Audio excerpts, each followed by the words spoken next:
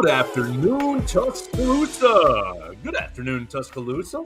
Internet world, West Alabama, downtown Northport, where I am. Everybody watching us on the internet, watching us on YouTube, on Facebook, on Twitter. How are you doing today? Oh my goodness, happy Labor Day. Happy Labor Day. You're watching the Joe Gaither Show right here on BamaCentral, BamaCentral.com. You're watching us on, as I said, YouTube, Facebook, Twitter. You're listening to us on Spotify, Apple Podcasts, and on Amazon. You can follow us at Joe Gaither 6 on all the social media machines, wherever you get your favorite social media, Facebook, Twitter, Instagram, YouTube, Snapchat. It's all at Joe Gaither 6 right there on all the social media machines.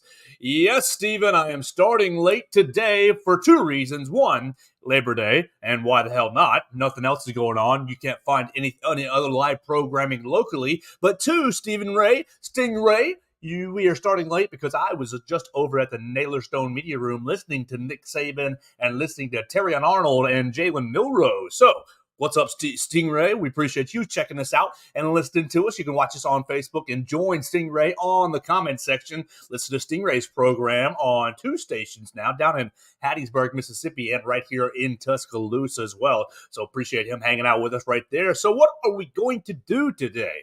What are we going to do today? It's Monday, and we are reacting to week number one. First things first.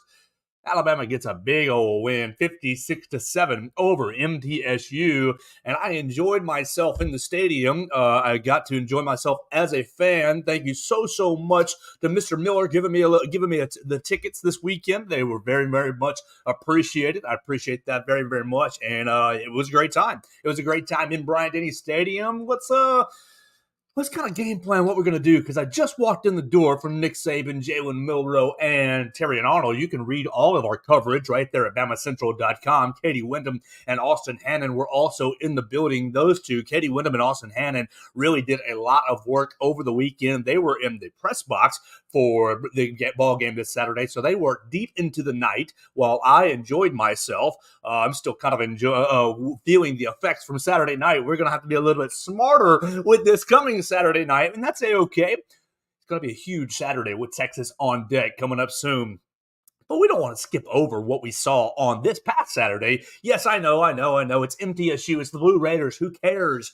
Of course, you were supposed to win. You were favored by 39. And first things first, I will take a L. I will wear, I'll receive whatever condemnation you want to give me, any criticisms that you want to give me, because Alabama indeed covered the 39.5 on our Friday program with Katie Wyndham and Austin Hannon. The pair both said that Alabama would cover the 39.5, and I was a non-believer.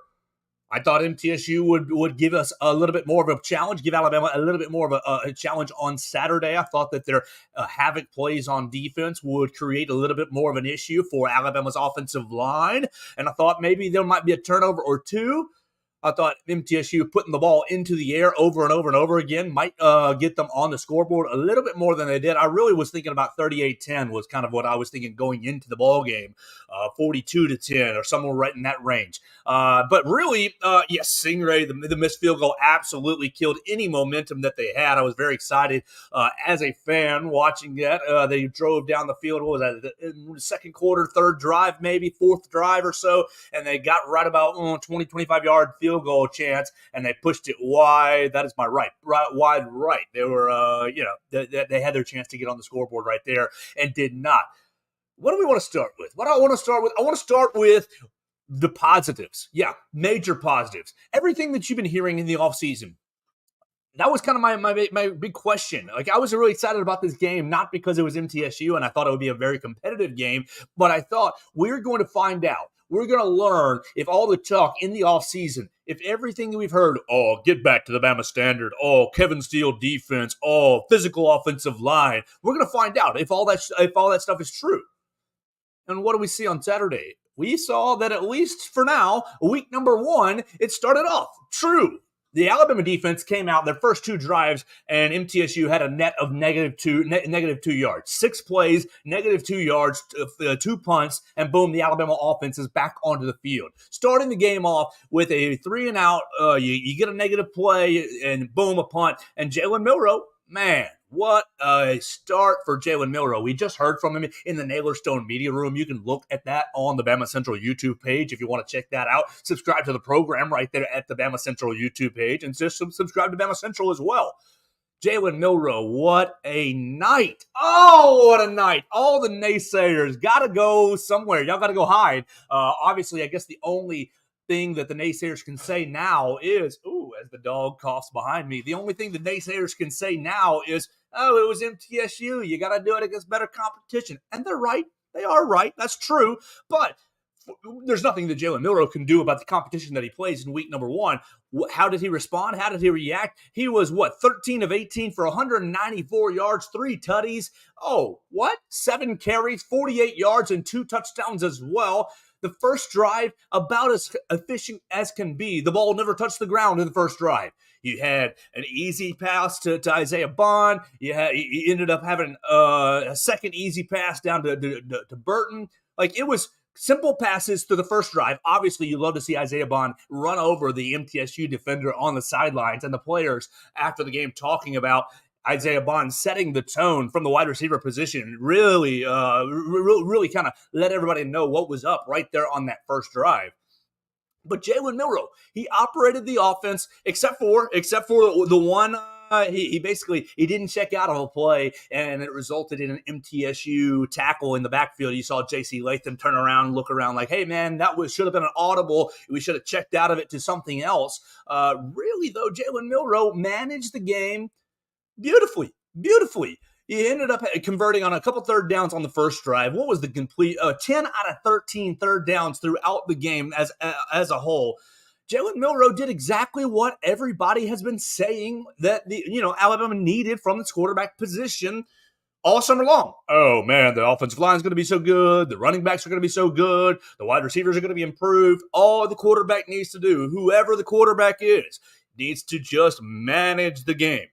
And that's exactly what Jalen Milroe did on Saturday. Now, you also saw some special ability, obviously, on the first touchdown run. The first touchdown of the season was a broken play, and that's the area that is indefensible. If you're a Jalen Milroe fan, if you're an Alabama fan, that's the area of Jalen Milroe's game that it keeps defensive coordinators up at night. You get the fumbled snap. You get the bad snap from Sept McLaughlin, and obviously that's something you're going to have to work out. You're going to have to get more consistent snapping. Come on, Seth. Let's get that together. But you get the fumbled snap. Jalen Milroe picks it up, and he says, oh, I'm in a little bit of a hole. The rush was coming around him. And Jalen Milroe just explodes out of the pocket, goes to his right, runs past a couple of guys, and boom, he's in the end zone. That's the area of Jalen Milroe's game that is indefensible if you're a defensive coordinator. Let's think just hypothetically. You watched the FSU and Florida State game just like I did. I'm thinking about who in the SEC can spy Jalen Milroe. It's not Harold Perkins. I mean, Harold Perkins played a spy last night on the Florida State quarterback, and ultimately, they got their butts beat bad. Jordan Travis and them boys showing LSU what was up last night. That was a lot of fun to watch, really, from my perspective. But who in the SEC, what defender can play spy against Jalen Milroe? You saw it last year against Arkansas. Oh my gosh, third and long. The play breaks down. I don't have a good throw. 70 yards down the sideline. Boom, we're sitting first and goal from the 2-yard line. Jalen Milroe has that it factor that really makes defensive coordinators sweat. And what you saw later in the game was the Jalen Milroe factor. Okay, you throw a bomb up to Isaiah Bond. You throw a bomb to Amari Niblack. You throw a bomb to Jermaine Burton. 3 bomb shots for touchdowns. And why did you get those one-on-ones? How did you get those one-on-ones? Well, the defense is sucking up. The defense is walking up. The defense is saying, well, they've run the football on us pretty well. You look throughout the game. You have Jace McClellan average 4 yards a carry. Roy Dell averaged 5 yards a carry. Justice Haynes averaged 7 yards a carry. Richard Young got himself some action. Got him 3.5, and Jam Miller got 3.5 yards a carry. You rushed the ball 40 times. Take Milroe out of it, 33 times for 150 yards, 160 yards. Decent, pretty good, not great, decent. but you rushed the ball enough. You sucked the defense enough up into the box where Jalen Milroe says, oh, I'm going to have a bomb shot to Isaiah Bond. Oh, bomb shot to Amari Nightblack. And really, he unfortunately missed the first bomb shot to to Jermaine Burton. And then ultimately completed a bomb shot to Jermaine Burton for his third touchdown pass. Jalen Milroe, five total touchdowns. And just an incredible performance by the Alabama offense. Efficient performance, 10 of 13. Almost every third down, not all of them, but most third downs were third and medium, third and short. It was 3rd and 1, 3rd and 2. How many times? Oh, it had to make your little heart happy seeing Alabama line up under center on 3rd and 1 and go quarterback sneak. You saw that at least 3 times in the ball game. Ty Simpson had himself a quarterback sneak right there on the goal line, got himself into the end zone. But how many times? Oh my gosh. I mean, I love you, Bryce, baby. I absolutely do love you, but you weren't going to see, oh gosh, this last year's offense go quarterback sneak. Jalen Milroe says, give me that dang ball. Let's get under center. I'll get this 1 or 2 yards. And I loved it. I loved what we saw on Saturday night. Now, most of it was really, really good. Now, of course, it is MTSU. And MTSU, obviously, is an FBS team. They're not a Power 5 program. Got to go a little hats off to the University of Tennessee, having the only Power 5 victory in the SEC this past weekend. All the other teams that were playing Power 5 opponents, Florida, South Carolina, and LSU, got your butts absolutely spanked. Embarrassed us. You embarrassed the league, Florida. Billy Napier, you cannot put two number 3s on the field at the same time. I might have laughed a little bit at Damian George jumping off sides, false starting on a crucial play. Really, Florida looked poorly coached. LSU, really, you go out and you go into a halftime with a 17-14 lead. You've played pretty decently, but obviously you don't get into the end zone on that first drive that yielded 2 huge plays, putting you down on the goal line. You don't get into the end zone in 6 plays. Oh, comes back to haunt you. Brian Kelly says, we're going to beat the heck out of Florida State. Well, where did his team go in the second half? I don't know. They must have all stayed into the locker room.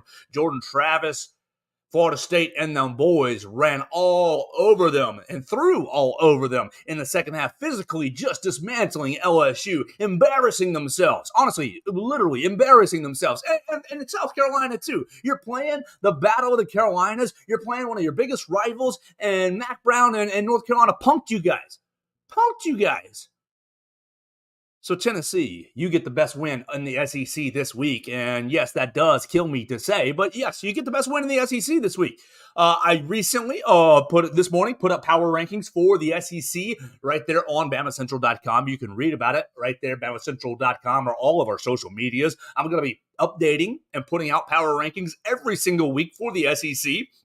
And yes, because Tennessee was the only school that beat a Power 5 team, we got Tennessee at number 1. Woohoo! Tennessee at number 1. But I do think that Alabama really looked the best as far as teams playing FBS teams. You had Alabama, who Texas A&M played an FBS team. You had several other Bama quarterback has a cannon with minimal accuracy. Oh, from my cousin there. 13 of 18, pretty good accuracy right there. That's not too bad there. And really, who gives a bleep, because you suck up the defense with the running game and with his athleticism. We've seen not so accurate quarterbacks in the past. Lamar Jackson be very, very efficient. We've seen lots of good quarterbacks who have dual threat. Jalen Hurts comes recently to mind, and so I'm very excited about what we saw from Jalen Milroe. Now, Jalen Milroe, I want to go ahead and say, look, Nick Saban basically said without saying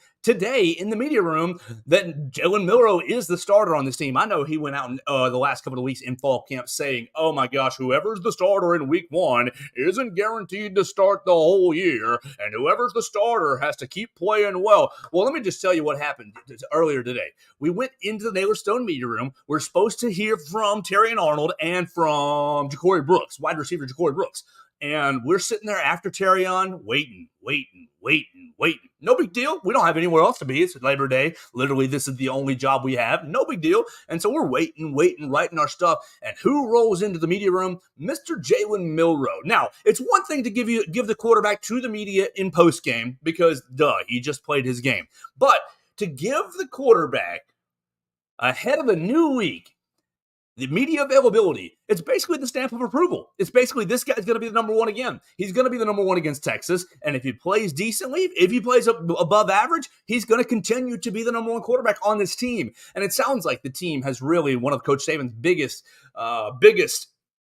factors in choosing a starting quarterback is who wins the team. We got to see who wins the team. It sounds like Jalen Milroe has fully won the confidence of his teammates. Listening to Terrion Arnold, and the new slogan for the Alabama Crimson Tide football team is apparently lank. Terrion Arnold called Jalen Milroe my lank brother. That's my lank brother, and we were like, okay, what does lank mean? Let any naysayers know. So that's going to be the new theme or the new slogan for this Alabama Crimson Tide team, lank. Let any naysayers know. So I guess the double guns up from Terrion Arnold today was kind of their signal for lank. Let any naysayers know. I mean, and Terrion Arnold, oh my gosh, that first play of the game against MTSU, you saw what I've been talking about. I've been talking that Terrion Arnold is going to be a great cornerback for this Alabama team. I know a lot of you hated him last year. He got picked on because who the hell else would you pick on in the Alabama secondary? You wouldn't be picking on Kool-Aid McKinstry. You'd be a fool. So, of course, last year becomes, let's throw at first-year cornerback Terrion Arnold, who's never played cornerback in his life. Let's throw at Terrion Arnold. And, yeah, he got picked on. He had a kind of a hard year. Of course he did. But I saw a lot of tools in Terrion Arnold, a lot of athletic ability. And what did you see on the first play for MTSU? MTSU says, we're going to go deep and throw it at Terrion Arnold. And Terrion Arnold goes step for step with the receiver, turns back, looks perfectly, and bam, wrong arms the ball away. And it's a pass breakup without getting pass interference. Beautiful play. And Terrion saying, that play was personal to me because if they came at me in the first few plays of every game, they came at me last year. So I was very, very excited and confident when I got the ball, when I knocked the ball away for the first play this year. He said that let me know, or that made me feel like that's a good sign for the season to come. Now, of course, it's just MTSU. That's all it is. It's just the Blue Raiders. It's just Conference USA's probably third or fourth best team. All right, that's not the competition you want to be measuring yourself against. But what were the things that we were talking about? Don't turn the football over. Don't commit penalties. Play efficiently. Play physically. And you saw those things on Saturday. What did you see last year against Utah State? Of course, you saw 55-0. So the scoreboard looks very, very similar, 56-7 with MTSU. But how many penalties did you have last year against the Utah State Aggies? Six penalties, and 4 or 5 of them were procedural, false starts, offsides, illegal formations, dumb penalties that just represent a lack of focus, represent a lack of attention to detail. What kind of penalties did you see on Saturday against Alabama? You had 2 penalties against MTSU, and I believe one of them was a holding. Yeah. One of them was a holding, and one was a holding, and one was on my man Jaheim Otis for a roughing the passer.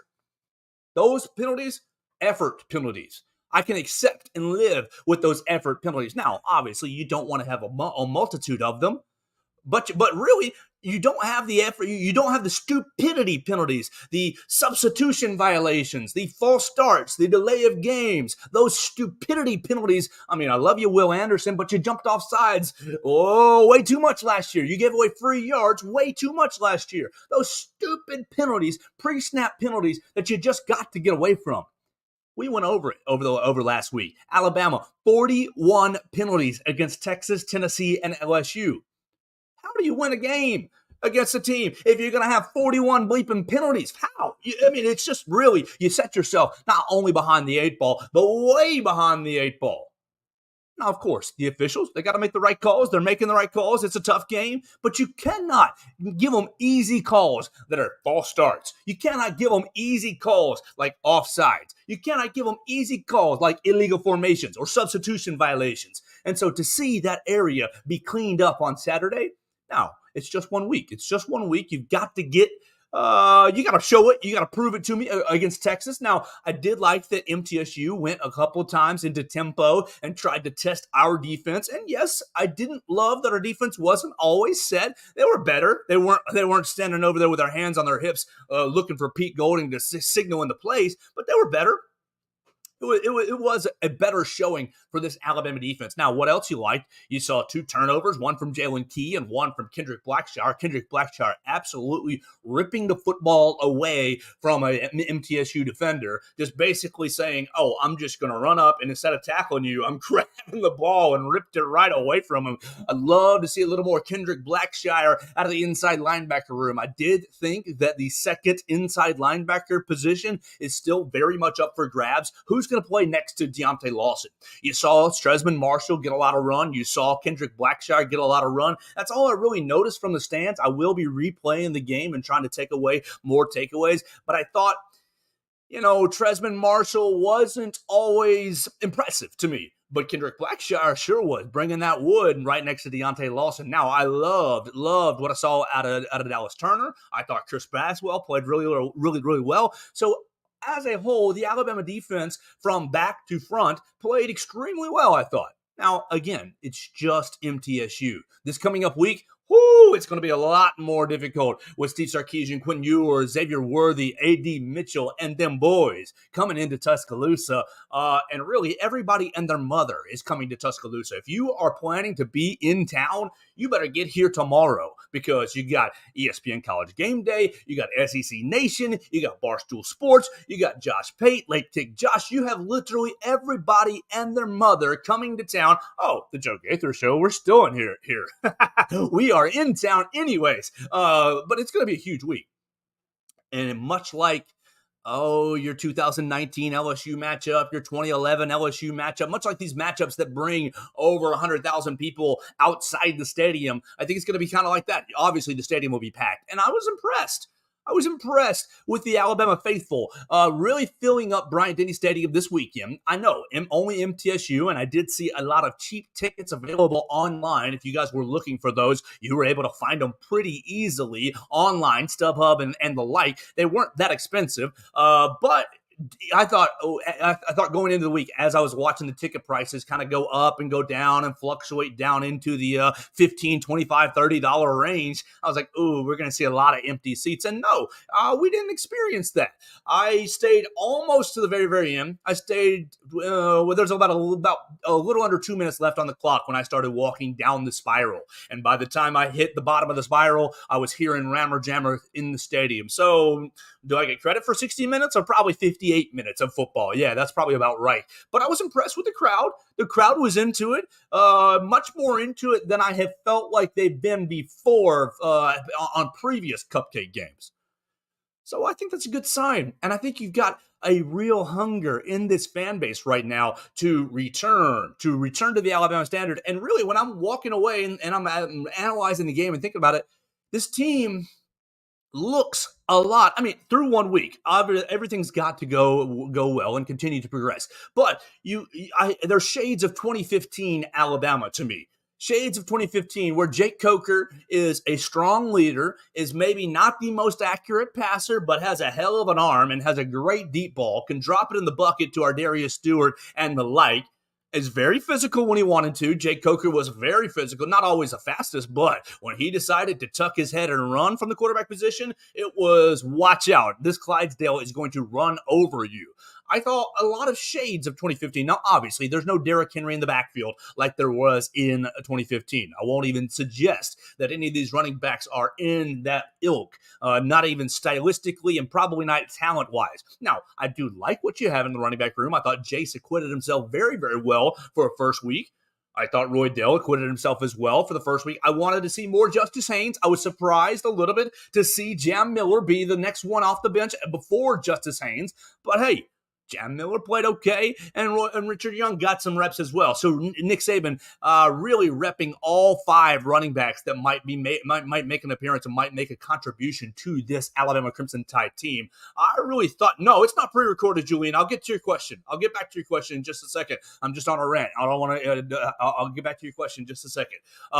We are live. We are actually live in Tuscaloosa. No, so I thought Nick Saban really liked what he wanted to see out of the running back room.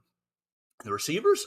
Come on now. You've heard the receivers all offseason long. You're not as good as you used to be. There's no Devontae Smith. There's no Jalen Waddle. Oh my gosh, no Henry Ruggs or Jerry Jeudy. Oh, y'all had a lot of drops issues in fall camp. What'd you see on Saturday? You saw really good production out of the receivers. Now, not called upon a ton, but think about 2015 Alabama. You obviously didn't have the best of the best wide receivers, but when they were called upon, they produced. You had Isaiah Bond, obviously, stole the show. He had the biggest night, 5 receptions, 76 yards. Jermaine Burton coming right behind him, 3 receptions, 62 yards. But really, Kobe Prentice was utilized in a fun way. Kobe Prentice made a nice catch on a ball that was a little bit ahead of him, a little bit high on him. Look, all you need are these receivers to make the catches that they're asked to make. You saw it this past weekend.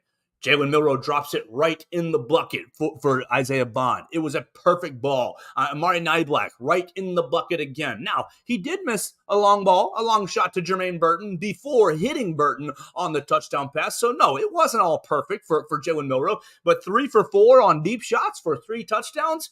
That sounds a lot like Jake Coker to me. Now, of course, obviously the athleticism is way different. So you do have interesting skill sets. In the backfield, whether it be at quarterback or running back. I just feel like you have shades of that 2015 Alabama right off the bat. Now, Miss Julian, let's hit your question right here. What are your thoughts on targets and injuries for Alabama football? Injuries, okay, you heard from Nick Saban today. We heard 3 injuries that he talked about today. 1, Jalen Key and Malachi Moore. He called them both day-to-day. They went down in the game. Jalen Key going out right after his interception. Malachi Moore went down midway third quarter or so, and he left the game. Now, I never really saw his 3rd injury, and it's probably because I was enjoying myself a little too much on Saturday night. But apparently, Emmanuel Henderson as well, wide receiver, running back / type player, has hurt his hip. And Emmanuel Henderson sounds like it's a little more serious.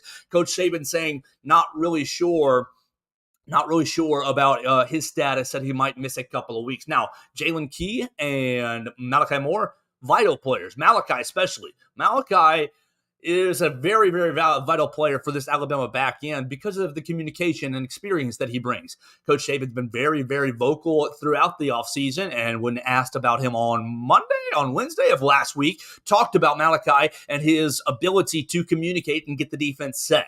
Now, it was important against MTSU. It's going to be vital against Texas. You cannot have somebody running the wrong coverage against the Texas Longhorns or Quinn Ewers and Steve Sarkisian are going to take advantage of it. You're going to have wide open players down the field. Now, am I worried about Jalen Key or Malachi's injuries? No, not necessarily, because Coach called them day to day. Now, they're not going to practice today. That's what Coach Saban said. He said they might make it into the game on Saturday. I'm not 100% sure. It sounded like they were doubtful, but we will have to double check and check on them again on Wednesday and again on Thursday for, hey, Coach, we'll have to have somebody ask him about Malachi and Jalen Key. But I loved seeing them play. The secondary played great throughout the entire game. You had Caleb Downs, who has now won SEC Freshman of the Week. You have, obviously, on the other side, the other SEC award, Jalen Milroe won Offensive Player of the Week. It sounds an awful lot like Jalen Hurts winning Offensive Player of the Week when people, he can't throw. Well, he threw the ball pretty damn well on Saturday night. 13 of 18, right at 200 yards, 3 touchdown passes down the field, and really, really guiding the Alabama offense really efficiently, I thought. Really efficiently. I was very happy with Jalen Milroe's performance. Now, people are going to stay on Jalen Milroe's case all year long. We're going to have to deal with the Alabama fan base or, the pundits, the media. We're going to have to deal with, he missed that one throw. He missed that other throw, and that's going to be, it's going to drive me crazy. Did we win? Did we play efficiently? Did we look good? Did we keep moving the football down the field? Yes, we did, and I was very, very happy with that. Now, you look at the other two quarterbacks who played. Tyler Buchner came in second. I think that might have surprised a lot of people. Reports late in the week last week were that Tyler Buchner had moved into the second spot. It makes me really worried about what you're seeing out of Ty Simpson in practice. Now, on one hand, Coach Saban always values experience, and Tyler Buchner has experience, more college experience than Ty Simpson. That's undoubtedly so. Now, had about the same amount of experience as Jalen Milroe, but it was interesting it was interesting to me that Tyler Buchner was in there as the second quarterback. Third quarterback, Simpson gets in there. He made a couple of decent throws. None of them had the opportunity to throw the ball that much. Buchner was 3 of 5, 27 yards. Ty Simpson, 1 for 1, 5 yards. They were in there to try to kill off the game. And that shows me that really Jalen Milroe is by far and away in the lead.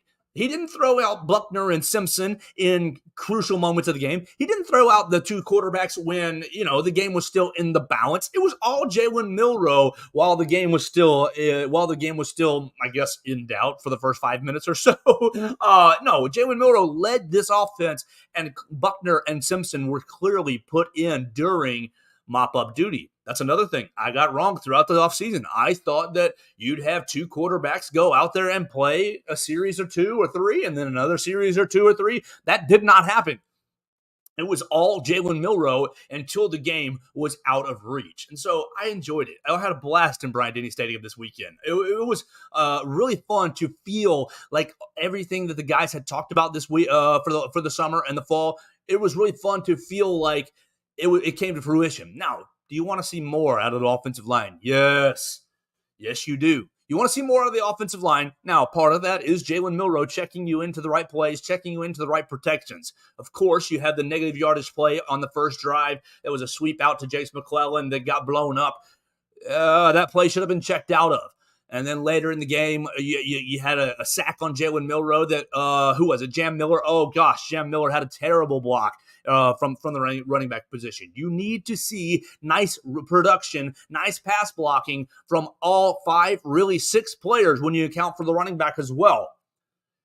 You want to see better pass protection, and you want to see better production up front. Now, a lot of that is to do with Jalen Milroe checking you into the right place.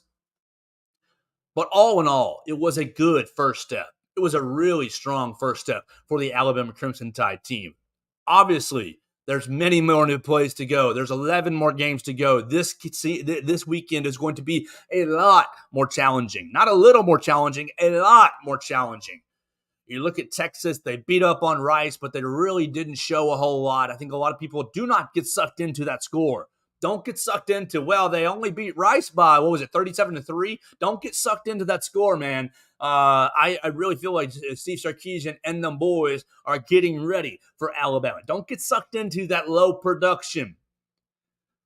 I think Texas is coming, and they're going to unload every barrel, every clip. They're going to unload everything they have here in Tuscaloosa. And really, I think they feel very confident in what they have, what they're bringing into Tuscaloosa with Quinn Ewers and the running back room and the receivers. Yes, there's no Bijan Robinson or no Roschon Johnson, but they still have quality players.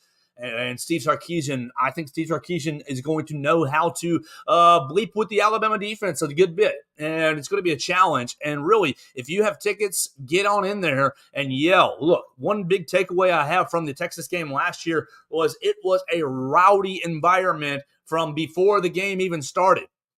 I think the Texas fans, the Texas administration had some sort of policy for their students to get into the game very, very early. And it was obviously a noon game. It was so hot, and the place was packed. The place was packed to the brim with burnt orange, and they were yelling, "The eyes of Texas are upon you."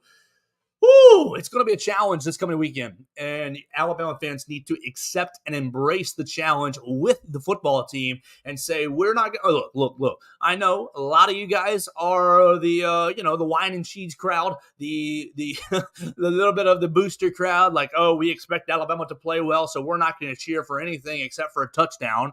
No. Alabama fans are going to have to be involved in the game this weekend. You're going to have to try to be involved in the game from the very, very beginning. And if you are, you're going to aid your Alabama Crimson Tide team, hopefully to a win. Alabama sits at a 7.5-point favorite going into this weekend's game. And we'll see if that holds. We'll see which ways the bettors go. And really, I'm looking forward to breaking down Texas later in the week. We'll be talking to Kirk Bowles, a longtime Texas writer. Kirk Bowles writes for the Austin, writes for the Austin American Statesman. Yes, right there in Texas. And I'm looking forward to speaking with him later in the week. I'm hopeful that we are able to do that. And we're hopeful to bring more big guests onto the program, as it is a huge week right here at Texas Week. But I thought, we're going to wrap up the MTSU week with, I thought it was good. A good start, a good first start. You had an efficient performance. The team played with an edge. The team played with a little bit of an edgy mentality. Came out 2 quick stops, 2 quick touchdowns. It was 14-0 right off the bat. I thought you saw what you wanted to see out of the first week. Now, of course, you cannot go around claiming or crowning them national champions off the first week. But Alabama took a nice first step, and they're looking at a big, big weekend ahead. So look, if you got any questions, you can jump in right there on the comments side on Facebook, Twitter, YouTube, right there, and join us at Joe Gaither 6 if you want to be a part of the show. We've had comments from Stingray, from Miss Julene, from James as well. Look, I believe in Jalen Milroe. Jalen Milroe walking off the podium today, giving a big old roll tide. He seems like he's got the belief, the swag, the factor, the it factor that everyone is kind of riding the Jalen Milroe train. And I'm really looking forward to seeing what he does this weekend against a much, much better opponent. In other Alabama news and other Alabama athletics news, look, the Alabama soccer team drew another game 0-0 on Sunday. Yes, they're playing Sanford, who's won their conference, 9 years in a row. A tougher small school, but you got to get the ball in the net, Coach Hart. We got to get the ball in the net. And so really hopeful to see the ladies break their scoreless streak. They've now gone 2 games without a goal. Now, luckily, the defense has not given up a goal in 2 games, so it hasn't killed you. But 2 draws in 2 games is not what you want to see from the Alabama perspective. On Thursday, the ladies will be playing Southern Miss over there in Mississippi, and so hopefully the ladies will be able to get the ball in the back of the net and get back into the winning column very, very soon. The rest of the week is going to be kind of wide open. I'm about to draw up the rest of the week. I'm going to talk to my pastor, Pastor Jason Stonehouse of St. Mark Church. We're going to talk probably on Tuesday and run it on Wednesday. So he was in the stadium for his first Alabama experience. I want to kind of get that first-time feel from somebody from out of town, coming into town and getting their first game feel. I kind of want to get that flavor from Pastor Jason Stonehouse. And obviously, he's got a book that we want to promote as well. Just real quickly with Jason Stonehouse. You'll probably hear that on Wednesday. I believe I'm talking to Kirk Bowles of the Austin American Statesman at 4 o'clock today, and we're going to run it tomorrow. Get a nice Texas preview and really give you guys the insight on Texas like we did with Sam Doughton last week from MTSU. I'm hopeful to catch up with some other Alabama football players, some former players, and I'm hopeful to catch up with really some bigger names. I've got some in the tank. We're hopefully going to pull the trigger and make some connections. We'll see if that is able to happen this week for you guys right here on the Joe Gaither Show.